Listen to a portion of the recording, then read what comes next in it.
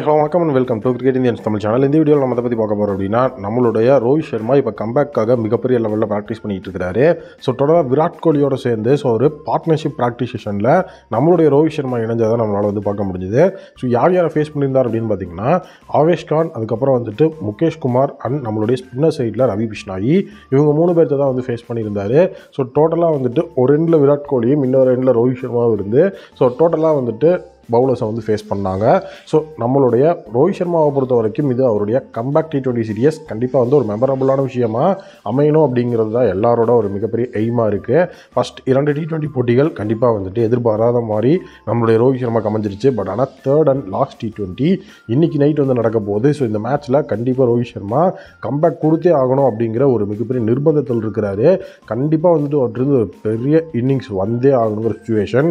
So வேறு லெவலில் ஒரு வின்டேஜ் ரோஹித் சர்மா எப்படி ஒரு ஓடிஐ வேர்ல்டு கப் விளாடினாரோ, ஸோ அந்த மாதிரி ஒரு ரோஹித் சர்மா இருந்தார் அப்படின்னா இன்னுமே செம மாசாக இருக்கும்.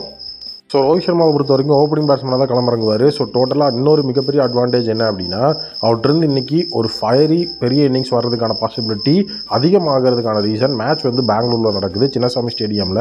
ஸோ சின்ன ஸ்டேடியம் தான். ஸோ டோட்டலாக பார்த்தீங்க அப்படின்னா நீட்டாக டைம் பண்ணால் கண்டிப்பாக ball out of the stadium போகிறதுக்குலாம் ஹெவியான வாய்ப்பு இருக்குது.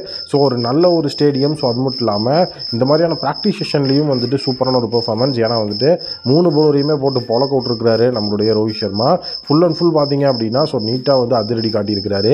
சின்னசாமி ஸ்டேடியம் அப்படின்னு பார்க்கும்போது விராட் கோலி நீட்டாக வேறு லெவலில் பெர்ஃபார்ம் பண்ணுவார். ஸோ நம்மளுடைய ரோஹித் சர்மா இன்றைக்கி எவ்வளோ ரன்ஸை ஸ்கோர் பண்ணுவார் அப்படிங்கிறத கமெண்ட் செக்ஷனில் சொல்லுங்கள். அடுத்த அப்டேட், மும்பை இந்தியன்ஸ் அணியின் பிளேயிங் லெவனில் ஷாம்ஸ் முலானி. ஸோ ஷாம்ஸ் முலானியை பொறுத்த வரைக்கும் அந்த ஸ்பின் அப்படிங்கிற கிரைட்டீரியாவை ஃபில் பண்ணுறதுக்கு ஷாம்ஸ் முலானியை மும்பை இந்தியன்ஸ் பிளேயிங் லெவனில் யூஸ் பண்ணணும் அப்படிங்கிறது என்னோட ஒப்பீனியன். ஏன்னா ரீசன்ட் ஃபார்ம் செம்ம சூப்பராக இருக்குது.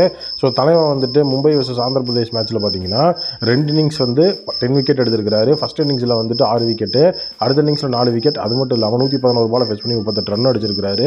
ஷாம்ஸ் முலானி ஒரு நீட்டான ஒரு ஆல்ரவுண்டர் அப்படிங்கிறதுல எந்த விதமான டவுட்டும் இல்லை. மிடில் ஆர்டரில் ஈஸியாக அவரை நம்ம உள்ளே கொண்டு வரலாம். ஷாம்ஸ் முலானியை பொறுத்த வரைக்கும் திலக் வர்மாவுக்கு ஒரு லைக் ரீப்ளேஸ்மெண்ட்டாக கண்டிப்பாக இருப்பார் அப்படிங்கிறதுல எந்த விதமான டவுட்டும் கிடையாது. ஏன்னா திலக் வர்மாவும் ஸ்பின்னில் ஓவர் போடுவார். ஸோ ஒன்று ஷாம்ஸ் முலானி யூஸ் பண்ணணும், இல்லைனா திலக் வர்மாவை ஒரு மிகப்பெரிய லெவலில் பார்ட் டைம் பவுலராக யூஸ் பண்ணணும்.